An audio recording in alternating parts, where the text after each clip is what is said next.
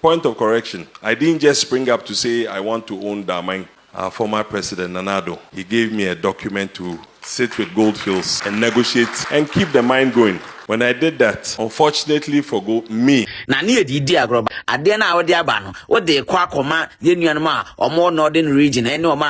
if you don't understand something, ask. Don't jump to conclusion. Those tricycles are not ambulances. Those tricycles are meant for the health workers and the health volunteers. Say ambulance na wuntiminto a Toyota pickup. Helos na wuntiminto. Abba. Abusia mamu akwaba ebiem emra jumadi esu asanso Francia. Ensama ekoso o my Ghana mu. Yede ni nyina ebre ahefo after se Ibrahim Mahama Damai Gold Mines. Yede contract no ema no na ostati adwuma no abusia enkomo freche bane sawani ensesa me ena me catch quick one. Yebo bowram sanse. Nana Ranko Akuffo and NPP. Wo mu die pie baabi eyedi enti ena wo mu din api ho quick one. Yebeko na edin komo enoda nchen a President His Excellency John Dramani Mahama mampania ba be kasa afa primary health care abobo ya ketenkete a yede aba o man mu a yede ba be yadwuma NPP for no e kasetia mampani kasa wie no enkomo bebrenso ene frache ba baran NPP for no asuma wo mu communicated bi se wo mu mrame propaganda na propaganda no abusia a go run quick one yebeko so na fene information a efio ba baransana no commander yedi kan ko Ibrahim Mahama so ye okay na Damai Gold Mines yedi say Ibrahim Mahama san o kasai okay only key information to the so ye ko tiemra ne koba ensem wachi pa. But after 30 years I asked myself that, look, can we just still be contractors? We can't do that. After 30 years I just said to myself that, listen, and Goldfields offered this mine to me. Point of correction. I didn't just spring up to say I want to own that mine. Goldfields said in 2022, we're going to close the mine and we want you to take over, but we'll sell it to you. And I said, you can't sell it to me because you've cheated me all these years. So you have to give it to me. So we agreed. They told me to go to government and get a no objection letter. I went in there. And I must thank our former president, Addo. He gave me a document to sit with Goldfields and negotiate and keep the mine going.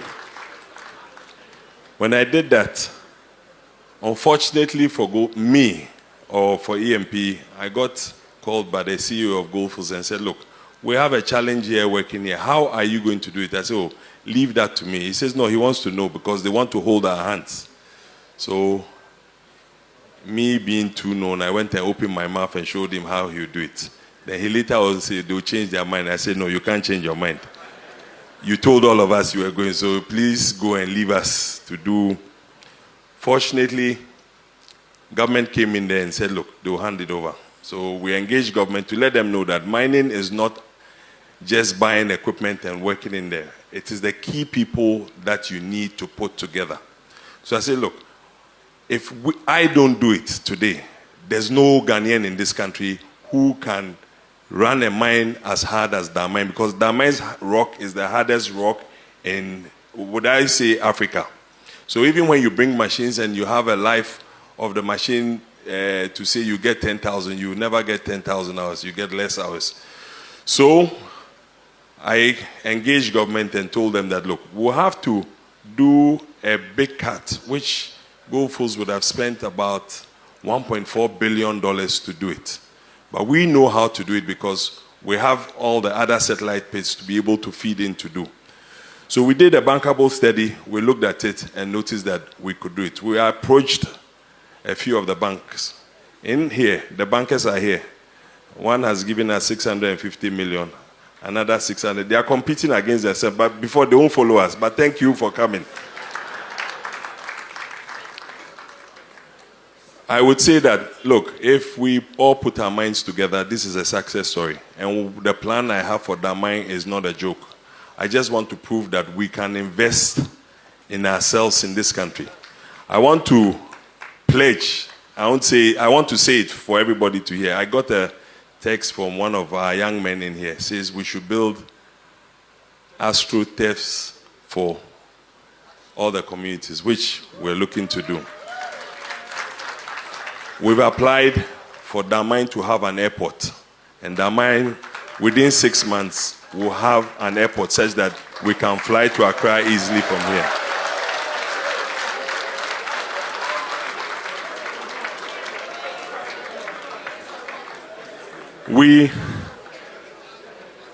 You should have said all that I'm saying. I won't pay you this month. In the next 2 years, we'll be able to drive from here to Cape Coast on a concrete road or an asphalt road. I beg you, this is not political talk, this is real talk. We're looking to put hospitals. I saw the youth. Is the youth here? The Damai youth, why are they? My youth. Thank you. You talked about a hospital. I'm looking to put 2 big hospitals in Damai. Not Damai alone. Is it Damai and Ateku? Or we will put it together. And Aboso. So what I want to say is that whatever money we make from here, we will reinvest it here. And I want to build my own personal house here. So I'll be living with you, Nananum. But thank you very much for giving me this platform. They didn't want me to talk, but anyway, I just said, let me say something. Thank you very much. Okay, Commander. Yeah, the writer. And then some dosum, Parasana no. Ibrahim Mahama, Damai Gold Mines. Yeah. As a contract to Amana. Okay. Or Kwakoye Jumano. Now, Ibrahim Mahama, Kasawi Yano. The way a Ghana for SC Bopa Panabasono, Obikwase, and ye Ghana mine in Ninjano. Young farmer Ibrahim Mahama now the own 2. The writer, me know ya again. Because and common our dinner no day. First, Okasana now down Akuffo, and I'm in fun say a man go ahead. Of course. Say on Conco take it over. Yeah. And I feel so no we no babe say. Damai one or babe your mind no. Yeah. Or babe astro test at the amount. Yeah. And no dan chenya. I obey sure say airport ebeba. Yeah. And no dan chenya or babe sisi hospitals. Yeah. Quick one any can go answer. Well, the writer, in the first place, my young mom penifua, Omujinema, a nay EMP, and I take over Daman. Yamo Mabaso. Because the ayati, a your mom demo, oh yeah. And this will be to fear. Now, oh yeah, the da, or not a penny didn't weigh. Opa. The writer, and Komoy or saying. Astro test within communities now only and on Nanchain and no Yamekase. What are 2 big hospitals our Damai? Yeah, either concrete or asphalt road. Every Damai Diacopium El Capcus. Yeah, within 6 months, yeah, airport. Airport to main Casse, Uncle Cassia, the second France Account National Podabi. So far as Obenya, airport or plane bet my fly on within 6 months. But me be say mining companies ya Ghana ha or much have for over 30 years, over 60 years, you know. But Omomu Jahin and our project ya a dose was the Oking. Okopium Obuasia. Obuasi ya too good from Yananum Pensu. Yeah. Airport one. The writer airport to Bang. But Ibrahim Mama saw the airport airport to Bang. The writer Obuasi Quine. Ya bro who are in Timinia. Ya bro who are in Timinia and nay Omun to go Nibu. The writer engineers and planners Ibrahim Mama Onyan to go back kumpo. But Osi from the scratch. Baba started Babe tree. It was a chronic some fast war. Oh yeah. And he feels like Sikana Obenya Frimono. Also had this kind of investment oh Cromho. And to what they are saying. Or person Osifia or Damai ho. Now or too much not Damai. No at the end of the day, or a member of the community. No, also Sansobe Hospital. DM fan one near tackle. Okay. The Roger when you my dear Bako. The question is say Obi to Damai. Yeah, mining ho. Say Oyaria. This Okotakwa, Okotakrade, Okokepos, and we are dear, this said in Quakra. But I check a distance, you know. Nasa a nay obisi, or Baba mining, so Nipana, and Naomi Crombono. Ya woman in an Abrafuna mining dada. Or my tour between there, or Muntimin facilities. But Obiba, with the word go, or yes, such health facilities, the amount but Anna or Sanctuary must say, and yet political talk. Not just hospital, Gideon must say, all starting or ya quack.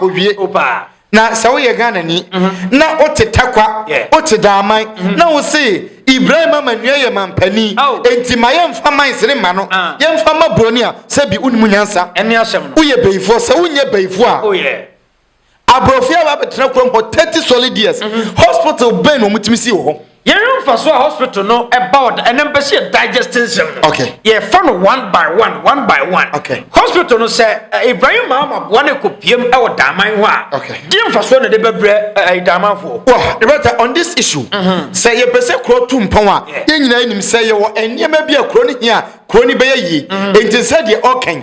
Ni kese daman hospital e wo ho a, eso ye health center bi, e bi a district hospital. But say ye see two big hospitals e wo ho a, the say enei enkro na atwa ho ahia no economically ebe bustu daman omu nyina na ho no mbe sha ase aba afa ye the nurses and doctors eba begu kro ho nti eba sa se obi investor o sika o se da bi daman developing said the nurses and doctors bebre eba kro ho said the yare for ba no ma me nso me sha sensisi adan me fama han adwumayefo na eba no o mba be renti so omo so sha se omo si a when never be ho adwuma enye carpenter for ni mason fo a e wo daman ni western region omo no me kwakwa adwuma enti economically hospital na wo ba be si no e di sika ene adwuma e be ba krom ho And sounds so dia pomdi baba because I am not mining areas no. Yeah. Dudu na ta face challenges. Of course. Of course. Yeah, that is the most important thing. Who say economic issues here can the primary aspect. Oh yeah. The main one now here say amount for a team potem hono or my pomidin. Quite many before so a best of me are here. Who here say a cry billions of dollars every muko. Now obi area. I just say a time free sa kunim. Et no kokro foforo enti we gidi ye say so obi yare o Johannesburg ya ye betam na free Johannesburg et na kokro bi so say e hona hospital papa we kwa kwhwe no dabi but oba Ghana obi yare o Oboase ya ye befa na free Oboase hospital ni ho ukwa hafu Kenya ase a obi yare o Kenya ase a ye befa na free ho ebi ni ho but at the end of the day eyenkura produce billions of dollars edema amanfo di edema oman no edi but at the end of the day krom ho nya ho mfaso right on this issue at the end of the day hospital no ebe boost wo mo enti the major issue also mo di nka tackle no yen hwe astrotef okay and me pese yi no 1111 okay astrotef no so e ba no yeah di mfaso na de brother amanfo the right winim say we obi a wani digi boachi a obeje tum say ene Ghana football two regions ya say see a almost dominate western region and bono ahafo because football for there almost cheche regions 10 regions na the western region ene say wo hwe de ukwata kwa media mafo aye ne facilities o me any player development na ohwe samra boy ehonso ye mine ni bi wo ho ohwe de samatas eye ukọ baabi ani a rota de ekekere wo ne se mine ni bi wo da man a ada na takwade no eho etiti footballers emasika ba krom ho ada na baabi ani de ne ye similar ten samra boy de ye similar ten na mom ukọpem wo da man de a omu ho hweye rota se facilities ne ba in the first place youth na omu ye interested in football na more talent no benya facilities they be develop and say facilities no ho a what obi ho a owo ade no woni oniska ni sika kakra bi but at the end of the facilities no ho na me fa sika kakra bi nshem na me fa develop talent say talent ni nya ba bi sia sika beba mi botom na I astrotef no so no esan aye me fa ne say ni giemu a of course because am ranche no koye mine no no mo ba fi anwumre no womo be gina astrotef no so a womo de gi womani womo be gi womani dama be de kroni mo be de because say within a very short time na ye was centers bebre na aside daman woni nkurase and was see communities ni enkuro na atwa daman ho hye nkuro nketwa no omo nyina benya astrotef ni bi kuro bi wo hompo a sorry to say the right apart from football no mo bebo no e to da na ye pese ye event bi a ye ni ba bi potin bi a ye but say ye astrotef na e besa serve for different purposes right very good quick one I was in another down Akuffo ado and a sign at the end man no did krata man say won gi ade ne nye okay na the other na I been voting him sad way and so that na wo mo sabotage Ibrahim Mahama e beta winim me makase open crofo agana how my imagine say no kre omun kabida NPP for Oh yeah. e wata un say ananu an ye be story be A+ ka say NPP for adwin yo mo say Ghana fo nyina jimi e ho ne adri e wata nana dan ko Akuffo ado oye mampani na abrofia ka che yen say omo pese omo vacate ana say omo vacuity edi free da man ho na engineers and planners ni omo na ye adwuma omo contract omo execute ma omo enti omo kwa omo take over na nanado ama ibrahim makrata say ene eje krata we me na me de ama ho na woni omo ko negotiate say aban ne say omo ne wonye negotiation na omo hand over ma ho NPP ni bi te bedabo NPP ni bi sebi oti kumase oti sunya titamale o se on tiese say ye di ibrahim ama e ko so onkoye adwuma but mo anso na mo de ade ma ibrahim ama era problem ni nyina no enti no man ye chichire ne say era me tiese mo ni say ibrahim ama de betimi aye adwuma no ma enti ada na man ko ka say dabi I from box side. You know, in box side. Mumba ya na mo se John Mahama e de amani nua Ibrahim Mahama. E na mo se mo mane nye. E bi for say na me kan. Mama Ibrahim Mahama anya in box side. Yeah. Ene mo ne. Ebe su ne, you know, in box side. Ye ntimi ntu ye. Right. So what you say? No. Na enti wo mo tra say no mo se da bi. You know, in box side. Yan fa ma Ibrahim Mahama no. Ade no fa so bi amaso mo enti o say Ibrahim Mahama de abade o say de sai timi de mano erata eno na kame be kan enti so mo timi gifro bi nsamu a na ko be Jeffrey Ibrahim Mahama nsam eno correct because 2017 ena nanado stop engineers and planners every nyina hini said okay enti nanado tena konye nso abedu 2022 a o hwe nyina hini wa bra ode ade free engineers and planners nsamu erata eba bedru 2022 krono ye hu improvement papa bi erata even abane ka say oye astrotef never say multi-purpose stadium ketwa ba ko nyina hini abane ntimi abrofin so hu nyansa say o mebeka so ene ye support na community ni developing enti ohwe sa factors we na wadwene ho say ene ma me nane ade no Ibrahim Mahama ena wo ma Ibrahim Mahama go ahead say onko negotiate na won take over right NPP ni tivie o say on tibida anano na senior journalist Kwame Tanko onu so say on tiase say ye di ma Ibrahim Mahama because Akuffo be brogan home bit my boni pa ba ku din say NPP ni bi wo ba bia na o capacity say obetima ya komo jadwuma ne ma no me catch you say and nay say chama untumi senanka our large scale mining and our capacity a komo beji damaya ma no komo beji Kenya ase ma no komo beji obo ase ma no but asankragwa komo beji aka ho ma no including baby ani Asante gold e baby ani ni nyina komo beji de ma no but abedru stage a omo nyina nim no kra ne say e nipa asemasi ne betumi aye but omo nkrofo wachire no essence ntro eye omo denti no eye omo den se omo beja tum se nipa we ne betima ye na ohu nipa papa ohu ana enti MP for person omo ka kire yin se ohu nipa papa omo hu yete ha na obo ase mines Ghana fomrant ye kom di wo mo afedi omo di ani bre e ko wura mines honom akosisa nate a omaye ho adwumaja hokɔ no na mines fo no se ye mpene no makotu tutuo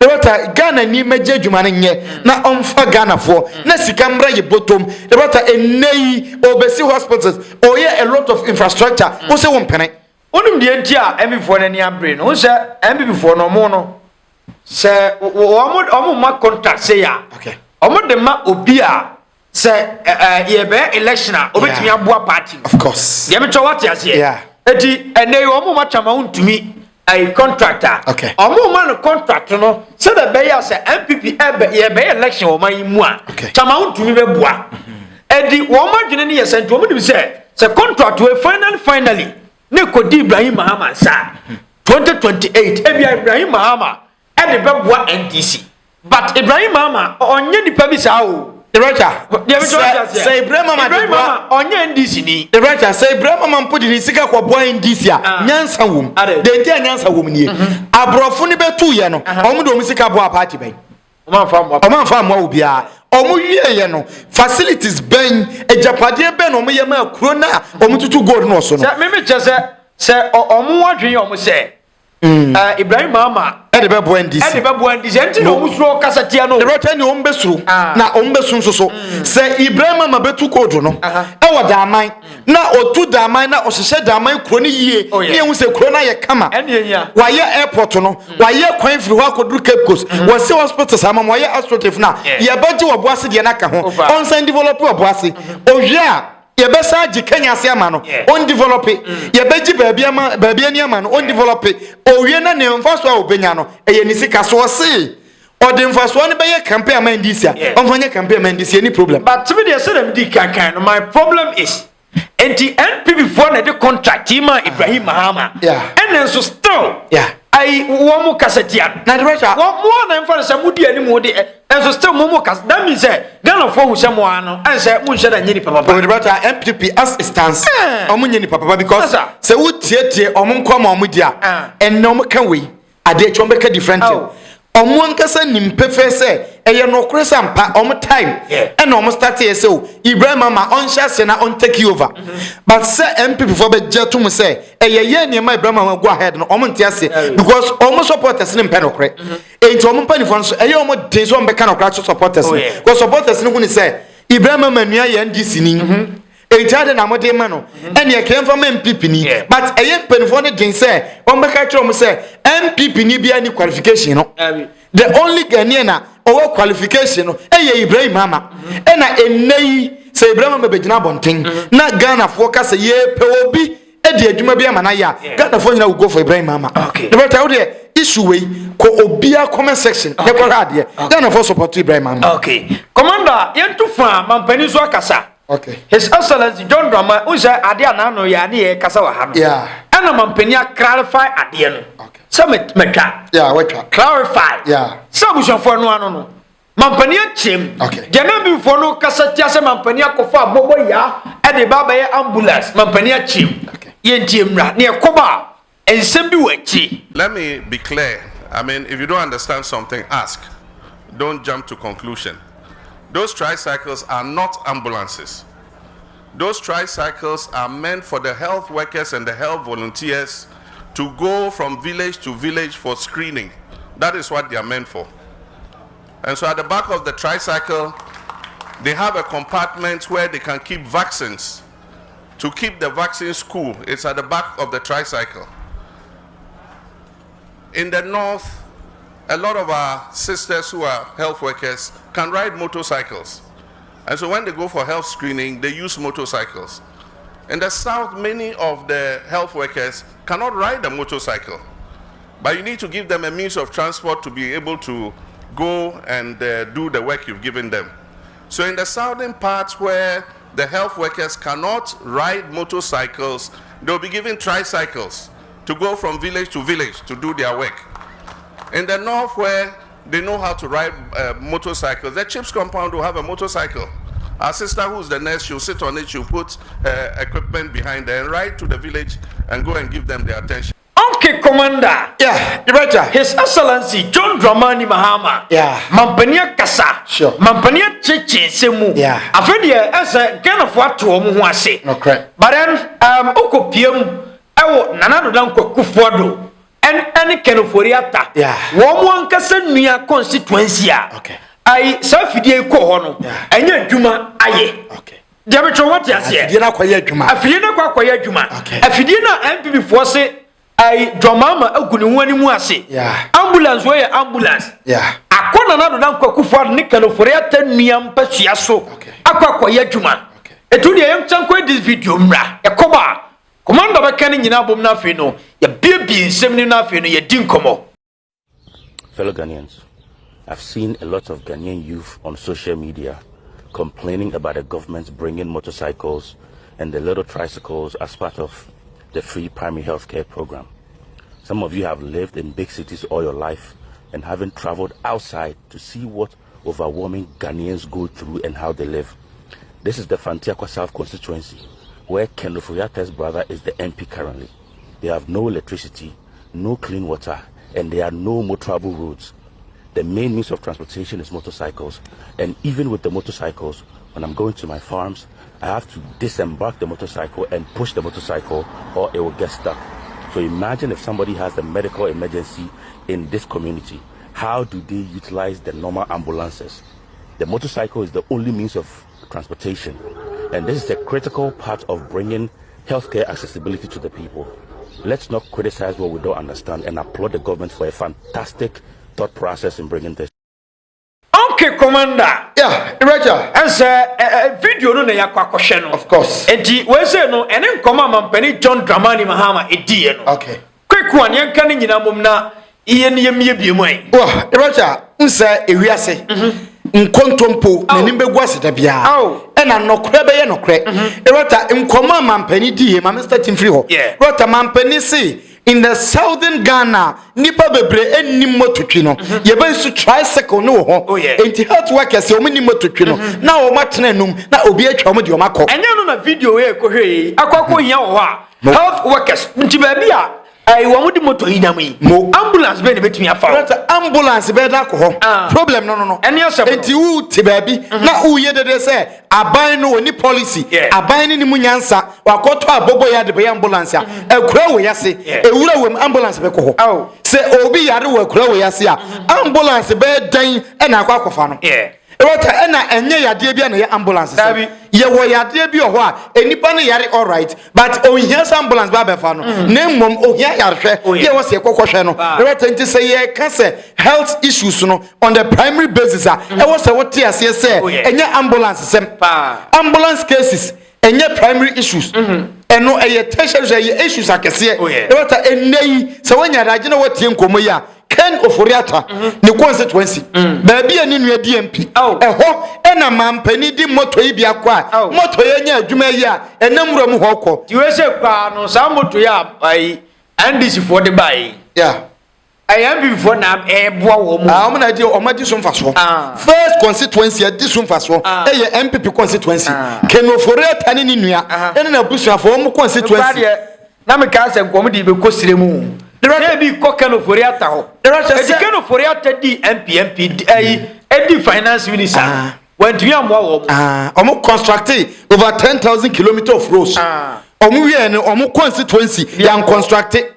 Afe ye pe enro di akwa akwhwe nkrofo yade a age se president mama uni moto yi ene betima akwa akwhwe yade na ambulance na before so amokra no mi bisa se ambulance betima wura wem akwhwe obi yade Ewata etoda bi enyi politics nchen se policy bi ye papa yenyi ntum se policy bi ye papa this is not the first time obi used to be ewata minim se obi observe sade we ya mimi so no makura se there was a timer na district no eto bicycle any moto ema teacher for na teacher for no de ko nkurase no omo kwan wa no ye ma bi mu moto ne ye ma bi mu bicycle na omo use de akọ minim se baabi obi a kurase se ebi ko hopen but enei obi ti baabi se ontia se ye see ye the tricycle ne bicycle e support health workers ontia se omo so ontia se na se okosire baabi ene ya ka che se ekuro ye da hwe unse sire medru pebra se ugina baabi a uhu baabi a ye che se ekuro we eho na yeko na se utisi so ubetima di 2 hours na unurukro ne so and se obi a health worker na ka chen so ye kwa ha ye kwhwe obi yade but ebi mpo a ekwanye ye kurase ambulance ntimi nko na problem nya ambulance problem ye nyina gitum se etoda ye kososo nkwada num ye de ambulance na kososo nkwada num and se okososo nkwada num na health workers no omu hia se ye transport wo mo di omo ko ye screening ye kwhwe ebi ameka se ye travel on se sorry to say o ye maame ne ye papa mo na omo wo nkurase no omo ntimi nse na visit hospital so na bi enti sa primary health care we na aba no wo na eba ba bo because me papa o tie kurase etikogo me maame o tie kurase eduantos eduamakono ye the sa primary health care we etwo no okura na se me akoye ni screening enti yade bi ahinta ni padua ni mu a free primary health care we no ebe ye pie ni aka chansa maame ye sew bomodia na brekro kasem na bra hospitals bra hospital kase na ye nhwew say ye wo aid bi ade be ma no hona primary aid bi anu a ye wo no kitinkiti bi ade ama no was starting no nom say ade ne kase a ya ma na ba konfo no chi ya ma na ba kwarebu enti South Primary Health Care we no do abaka so wonte ase na ye dam obo Ereja dam kire say nipa kro ni gitum say awofo ema ne wo a nkwada no wayi no ye nkase ye mfa ambulance kofo mu firi nkurase enko kesiem wayi ni de ye suma midwife fo no ene na so mo ko nkura na se ekohwe nkwada no eye wayi ne kama ehwe nkwada no every month bia omko eti se ne ye si enye nkwada ne nko ne hia yarehwe mpanifo no so hia yarehwe ye nto awofo no so nkurase na ye nkohwe ma so wonte ase enye dam na wabo later recently na me hwe program bi o TV so kumase ena me hu se Oyerepa TV omo ye omo program tina mo program no ena omo de emergency story bi ba se papa bi abedidwa na otene kan mu a watu kanaka oko all of a sudden kan no enko wagina enti pp na amanfo kohwe no papa no oko unconscious ena adwadifo no mema na egwo mu no eyi papa no ena omo de ne to taxi ena omo de ne ko at that moment no afi no mo kwadi traffic im afi no mo bre omre ne ko konfa no che se primary health care issues se nanka aba ewo ho a erota eho na adwom ho ebi wo ho se de mampani kan yi edwom na ya che papa na tena ho na ya hwe no papa no ebi akomede no obedi dwa kofu obi anifie se obae na ne ho ahya se ye ne basabasa no na dwim no onim so okofia na okọ hospital basa ko obae no na e wo center wo market ho a ye screening crofo hwe wo mu a ankoko mo hwe na nsa na wo kofie ko mo man edia papa no nko unconscious yenti niamase very simple policy ya papa papa policy nya papa enye politics enye propaganda at this stage dede kwa retanya Ghana nkwa na yusubi Ghana nkwa na yusubi meba okay ai uko fa sase me ba no na yenyina so ne mfa nkwa di video okay dem sase opeso ogbowura ho edie nhwe wemra NPP no kasa na wo ma soma wo ma bofra ketua bi ekom de no a we kwa no kenisi e body video paranom say ye pesi bia fuani na obian entu futuo nwa fuani ntino enna eso abanfa so se o se ehwe sa akwa wei akwa basa wei ansa ne aba be kan yensem to the end this video emra ye koba abusu ansem wa chire pa abusuafo Andrea Mr. President John Dramani Mahama ono ankasa aba abonten eden sema aba betudwa about abobolance bi amode aba se prage se den amode aba no ankasa aba abonten na ne edidi agro but once Mr. President na mu etimi aba abonten abekirekire ono ankasa ne nsemu no de it tells us clearly say they can no social media have been Mr. President ohunu na otenso enti yesafa akonya we so ama Mr. President reply on ono ankasa nsema Andrea wode betudwa no na first of all, before say me come asem so no mama ye nyina ye ntia say mprempren ame no ka say because of say yewura Mr. President John Dramani Mahama enioma nkoye mamu a wo bu ninti no enne ono ankasa da ne ho communicator instead of saying ke be ma fali so fosuku a chene shamima muslim a ya time sike over 70 million e dey akoma omo no omo ntimi me defend enne eje say Mr. President na me babonten e be cheche ono ankasa ne nsemu na Mr. President John Dramani Mahama endra ho nkasa ye mu no o kasa ye chire mu say ade na awode aba no de kwa koma yenuanum a omo northern region ene oma omo baabi omo kwanye wadaroma Mr. President John Dramani Mahama NPP aban efiri akunwa so no yewura Akuffo ado ne yewura baomia because of so mu hu se Ghana ya kwan dodo na enyi nti no omo de drip machines ye den e de baaye enti wadaroma se wunimu a drip machines no e da so wo ho mo baaye die na mo de drip machines ne ye enti se kwan bi nye na se mo de sa ade wei a kwa aka betima ho na to akone wei ene e de ko service ade na ye the drip machines by Mr. President wadaroma momunyu so drip machines. Secondly, Mr. President anyenye bia so utimi gina so na ka se di mu ho a baabi omo kwan nya ne ade enu nti ye de we kwa akoma omo de a ene some of the DCs omo Ghana hanom no okọ omo constituencies a omo akwan nyina anya enti cars apapa na ya to de ama DC for na omo titim no ye nje sa cars ni mfiri omo nsem na ye ma omo motu ene sa ade we bi no omo mfa nante no omo mfa nye supervision.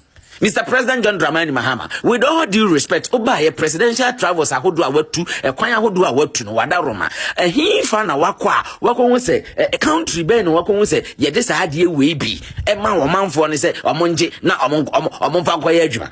na Mr. President and bia me no ka say you Akuffo addo adaroma o free akunya so Ghana how be visa free in my African countries anyenye bia nti yemu say ho say so obi ene ya visa free na Ghana obi etimi ba o Africa ha otimi ba say yemu say obi free in the country no oba na ye de ne kwoto sa ade we mu bia asem ban na ode beko akwa e wa abonten image ban na okọ create di ama Ghana fo Mr. President John Dramani Mahama, with all due respect, yet I say ya a quine do nanye, into the medical drip machines in Wasem. I didn't know your name say quine do nanye, na yen penny for no more cocoa ball, and then I don't know, or more bad the more Toyota pickup, ya more a Land Cruiser, no more the emphasis will be common. Mr. President John Dramani Mahama, with all due respect, they say you would say a kasa what uhunu and ye be a cocoa for any a more for a bro for a kasa for 6 to 7 months in Wadaroma, a dear ben away their phone. Mr. President John Dramani Mahama, with all due respect, ye pese ye busa will say, enti sadie we na what dia bano, se ene obi yare yam fanin tumu and answer when yam fanantum. Now refuse sadie we so pay for crowd tinamo and he obewo wadi him. Mr. President John Dramani Mahama, yes, I'll say, Jitum say, Adiana Moye, and Anasa Adiana Macresi Kadia Kotos Adiwino, and ye am Wagana for. Wa brass Adia we am Kotoyano, and Kebeti Mato to you tapi Casnibi, Ediama health workers. Now, my health workers, and tell me, kind of Masama Moma, Yana, Esa, ya. Because we are come on me, I deal with your Modiabe, or Modia Nijaba Quack, just Adiwi, while brass Adiwi, say, oh, your health worker now, when you're crying for wanting Onyam kura wo health worker no place obetinam ba yankofo obi ma me obi papa nkotinam na saade we no say oyade a wan hwe outside na saade we kura obi pi be kosoro ye ka no kura kire Mr. President John Dramani Mahama NDC aban say ade we ne de enya ade ye so de ba ye wura Akuffo addo nyansam ene ye wura Dr. Bawumia nyansam ye nhwe ambulances ahodo mo kra bae enti Mr. President wo enya bia ma wase a ye sa bo no kro no say ambulance na wontimi nto Toyota pickup helos no wontimi nto aba. Okay, Commander. Yeah, Director. NPP and Shea, party ni be good. Okay. Because a whole party like NPP, ye nyini bano. The attorney say NPP there. Omo competent. Of course. Omo kasa the from say we have the men. We have the men. Omo ben. Yeah. But ye nyini ye no say who say NPP no. Sorry to say some question ya doso no do. Yeah. First in the ye. Yeah. But I said there's some question no. Ya doso. It change. How come sir? Sakwa we akwada we abofra we eba be communicate ama NPP. Okay. NPP na guana. We say before say no wo kan kwana say sisi so nkwase some kwa no keka of course udinka kan say nka akwa we here attention. But because of education ti ye man say attention no na ye educate ye pa e ho na ye me de pa because akwa ye wo kesa sorry to say one obeka sa mani paneti. Oh. Sebi the better to the bia ya de ankwasiafo wo nso mbeti o the better ne say the A+ kan ye no agimifo na MPP hunu say Ghana fo nyina agimi no agimifo kakra bi na omudi akire no e yo ma no mbeti the better my minister to ba bia wo say na now the visa free the all African countries it is one ba Ghana na obi ba yare ne de ne to sa tricycle wem ne de ne hospitals ambulance ferry image be ne betwa say bi onimu nyansa wo say Africa country no bi anjusu bi Roger ehona me hu say e bon the better enei over Africa ha Nigeria yusubi Mali yusubi Zimbabwe yusubi the better ufri Africa Cameroon so yusubi so ufri Africa ha na utu kwankwa amaya kese wo wiase a China yusubi China India yusubi Pakistan yusubi the better ewiase enei ye pe omaya in terms of technology omako omani mo bi asne China but China no yusubi cars ben na China ntimi manufacture China ontimi manufacture ambulance on India for nim dia bebrebe yi enei they are the most populated country in the world omo wanim dia India ntimi manufacture ambulance enuro edihwe nipa verse na hodo ne enuro ene surgeries akase India for na ye India for you tricycle ibi the matter all catch na say India for nyina ye moa obuni mu nyansa obi tu kwanko India na ko hu a image be ne betwa kire o obi tu kwanko China na ko hu a image be ne betwa kire ye mpa image o say ka image a national cathedral na esi krom yetu amena no obi twam no ko hu ne ebisa say aha ye die project ne ka chen say ho na ye judge for dan eni ebubusi ebisa so de na eno ne the latest image wa create osanso chie mo se drip na drip le besi bu say director minim in the first place drip no ma menka asem ni mom na menka ni me Ga do mama mfa yi kwan na o mfa yi kwan na MPP de drip ne baaye no ade no mutimi yi kwan no MPP for say in the history of Ghana omo na construct a kwan do obi anya bi da over 10,000 kilometers of roads a kwan way yeah ne keno for that na o ye finance minister ono ne sign me yisika kwa kwan no ni constituency ofrim ne bra ye MP ho constituency no akura se agese ye di moto no ene afanuro di akọ na wa begina bonti ye dede ade enchen amanfo kura adwene di omu bedi ho na o ye dede communication no form there are say problem how come that drip machines yeah for health care we say na pin say obeka omu drones no mpo because mu drones na na say mo dey supply ndro na me bebisa say drone no nipa betena he the writer obiti we obo akura bi say di akura bi di belefi obiti belefi health center ni ho nurse ni bi ante ho na watamaduro nhwi na akoto belefi why na de hwe hwan so wataduro bi aye nyusu ya agyen kakra na nurse ni no se wo se won ko belefi ho a ka betimi de nako enti se moto ne betimi de nakode a ene yemfa aduro ni nka ne ho preko na aban to moto no na nurse ni ne aduro ni nyina no enka mom nko no nko hwe yade wo se won te ase on kan no de abepiem akuafo enam se na ntimu mu akuafo kan ma akuafo wuye because sa dwuma die we say na akuafo kra na ebe boa wo of course we be koye nkurase ne market ahodo right it is a primary health care we na hiafo de awo of course because say obi akwafuom okoba na ne ho nhye da nye ne yie wata wakoba be dra nwumre obefiri na kurase akọ hospital no ekwan wa eden obepre ka akra ho oden enti obamfran so ma mempe para bi we na mena ade be kye na me ho ye ansa ne eden be ko hospital no na ne ho mete oje ne ho anye ba se enei with the help of primary health sa ade we wata say ya nipa ne firi na afomu ba okoya center no ho nurse fo ne behwe no omohwe na akota ne fie obi mbo sori anopa na okwa obetima afa ho na o ma check ne pressure ne na ade ama no na wotwa mu ko na afum NPP communicator se won tiase rata on tiase a yen Ghana for yetiase na entro na ubetwa se ebi ni ba bia no countries akese a o ma advance chen yo minimu nyansa wonimde they are using it enye okokwahwe akwa adwene na wutiri mu no wo na abekere de enye we are very okay yegitum yadutum dia yem fancy yeah but ye ko ye san ba sie okay akrai for